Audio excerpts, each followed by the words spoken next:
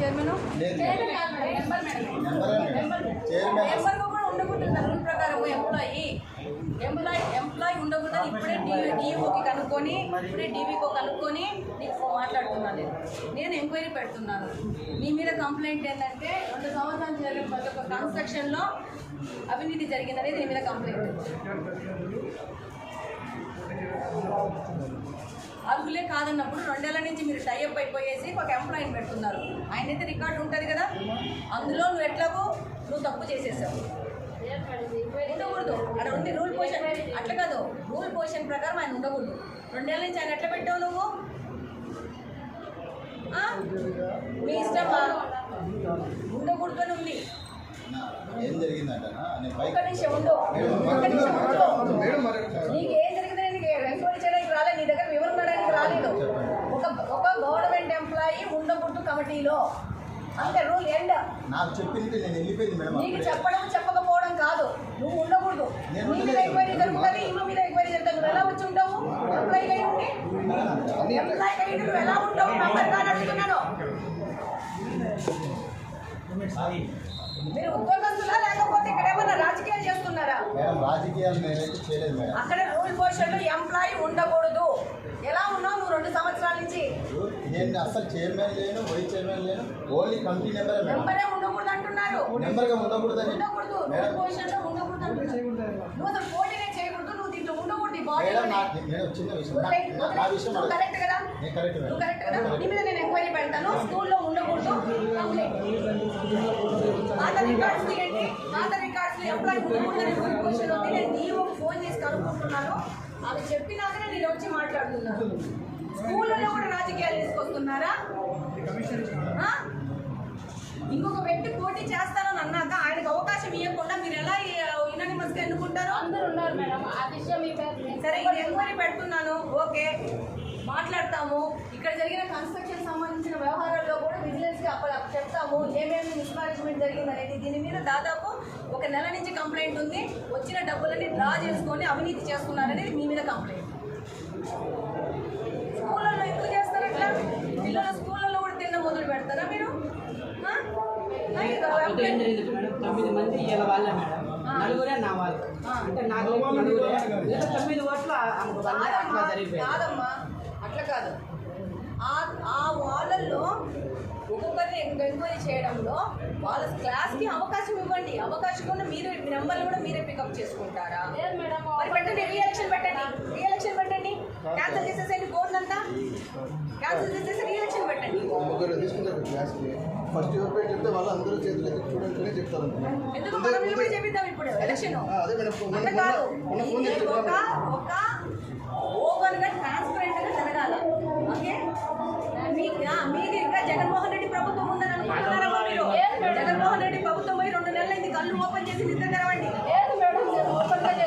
కాబట్టి ఒక ఎంప్లాయీని నువ్వు బోర్డులో మెంబర్గా పెట్టుకున్నావు. నీకు కనీసం హెడ్గా పనిచేస్తున్నావు. నువ్వు నీకు రూల్స్ క్వశ్చన్స్ చెక్ చేసుకోవు. ఒక ఎలక్షన్ జరిగేటప్పుడు ఏమున్నాయి నామ్స్ అని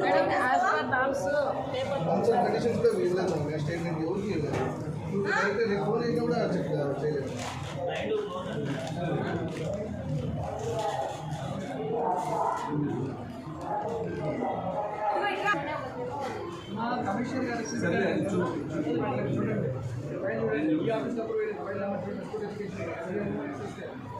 ఏముంది, ప్రభుత్వ ఉద్యోగంలో తల్లి తండ్రి సభ్యులుగా పోటీ చేయవచ్చా లేదా అంటే ప్రభుత్వ ఉద్యోగం పోటీ చేయడం అర్హులు కాదు అని మేము నెంబర్ ఎస్ఎస్సీ ఉందా లేదా?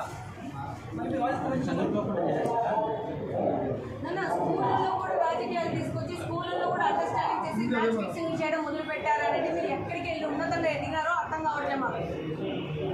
నువ్వు నీ చేతిలో పెడుతున్నా మొత్తం క్యాన్సిల్ చేసి రీఎలక్షన్ చేస్తావా? లేకపోతే కంప్లీట్ గ్రౌండ్ లెవెల్లో నీ మీద ఎంక్వైరీలు జరిపేసి మొత్తం అంతవరకు మమ్మల్ని పొమ్మంటావా? రీఎలక్షన్ చేసేసి మొత్తం బోర్డు క్యాన్సిల్ చేసేసేసి రేపు నిలబడుకొని ప్రతి ఒక్క క్లాసులో ఎంతమంది ఇంట్రెస్ట్ ఉన్నారో అంతమంది పెట్టి వాళ్ళ మధ్యన కూడా ఓటింగ్ జరగాల. మీరు చెప్పినట్టు నేను చెప్పిన మేడం, ఏ పోలింగ్ రీ ఎలక్షన్ కానీ పెట్టండి. మీరెవరండి?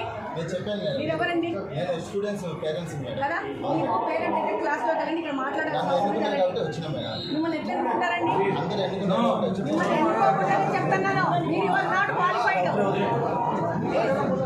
నువ్వు బేసిక్ అనకూడదు.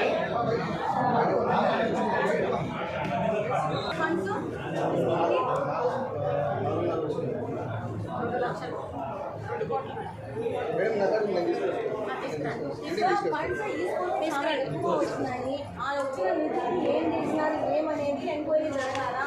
నువ్వేం చేస్తావంటే కంప్లీట్గా రాసేసేసేసి ఫస్ట్ బోర్డు క్యాన్సిల్ చేయించండి, చేయించి కొత్త ఎలక్షన్ జరిపించండి. కొత్త ఎలక్షన్ జరిపించేసేసి మొత్తం ఎన్ని ఏళ్ళ నుంచి ఏ సంవత్సరం ఎంత వచ్చిందో మొత్తం తీయండి. రికార్డు నాకేం చూపించాల్సిన రికార్డు ఓపెన్ చేస్తే వచ్చేస్తుందమ్మా, వచ్చేస్తుంది, నాకు కూడా వచ్చేస్తుంది. Okay, everything every minute every రూపాయి ఉంటుంది అలా. అందరికి ఇక్కడ ఏం కన్స్ట్రక్షన్ జరిగినారో దాని కాస్ట్ కూడా తీపిస్తారు. అర్థమైందా? మీరు ఈ విధంగా స్కూళ్ళలోకి వచ్చేసేసి స్కూళ్ళలో స్టూడెంట్స్ దగ్గర కూడా ఎంటర్ అయిపోయేసేసి స్కూళ్ళల్లో కూడా మ్యాచ్ ఫిక్సింగ్ చేసి కార్పొరేషన్ ఎన్నికలంగా చేయాలనుకుంటున్నారు. ఎంత వెళ్తున్నారు మీరు ఎందుకు ట్రావెల్ చేస్తున్నారు? మీరు హెచ్ఎం పోస్ట్ ఇచ్చినారా?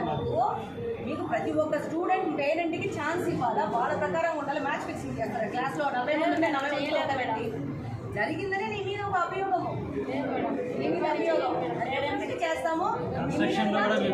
అందరూ వ్యక్తి నాతో మాట్లాడుతున్న వ్యక్తి కార్పొరేషన్ ఎంప్లాయీ, ఆయన చెప్తున్నాడు వచ్చి నేను నన్ను ఎన్నుకున్నారు కాబట్టి నేను మాట్లాడుతున్నాను అని చెప్పేసి. ఎలా ఎంటర్ అవుతాడు? సంబంధం లేదు ఇక్కడ చేసేసి పడే. తీసుకున్నారా మీరు? తీసుకోవాలా ఎంప్లాయీ కాదని చెప్పి తీసుకున్నారా లేదు? కేసు ఫైల్ చేయడానికి మీద చేసిన ప్రతి ఒక్క చర్య నేను పర్సనల్గా నేను ఎక్స్ప్లోర్ చేస్తున్నాను. ఆయన ఎంప్లాయీ అయ్యి ఉండి కూడా ఇక్కడ పోటీలోకి వచ్చినాడు, దాని మీద ఫస్ట్ కేసు ఫైల్ చేయండి. ఆల్మోస్ట్ 10 years నుంచి ఎంప్లాయీ, 10 years నుంచి ఇంకా ఎక్కువే ఉంది. కార్పొరేషన్ ఎంప్లాయీ తెలీదా? కామన్ అడుగుదా మేడం? బయట ఎంప్లాయీ కదా, కార్పొరేషన్ ఎంప్లాయీ మీకు తెలీదా? యూనియన్ లీడర్ అబ్బాయి తప్పు మేడం, మీకు తెలియదంటే ఒప్పుకోను, నేను ఒప్పుకోను, నేను ఒప్పుకోను. మీకున్న తెలివికంటే ఎక్కువ తెలివి జరుగుతున్నారు. ఓకే, ఆ మనిషి 2 సంవత్సరాలు ఉన్నాడు, మీకు యూనియన్ లీడర్ కాబట్టి తెలియకుండా ఉండదు, తెలిసే జరిగింది.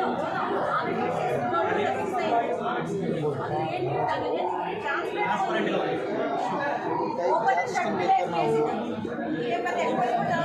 तो वो करे तो ज़्यादा नहीं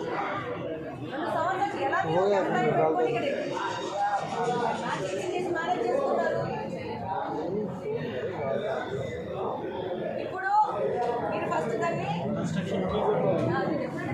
క్యాన్సల్ చేసేయండి మంచి కంప్లీట్గా. ఇది ట్రాన్స్పరెంట్ రీఎలక్షన్ జరుగుతుంది, అర్థమైందా? సదరు వ్యక్తి మీద కంప్లైంట్ చేయండి. 2 సంవత్సరాల నుంచి డిక్లరేషన్ ఇవ్వకుండా ఈ యొక్క సభ్యుల జాబితాలో ఆయన ఉన్నాడా? రికార్డులో ఉన్నాడా? ఇమీడియట్గా కార్పొరేషన్ లెటర్ రాయండి. కంప్లీట్గా ఇది డిపార్ట్మెంట్ కూడా కంప్లైంట్ రాయండి. ఇమీడియట్గా రాయండి. జస్ట్ అమౌంట్ ఎలా వస్తారు? రాకూడదు కదా. మేమ్మా స్కూల్ని మనం మెరుగుపరచడానికి ఇవన్నీ పెట్టుకున్నాం. మాది కూడా ఆ రోజు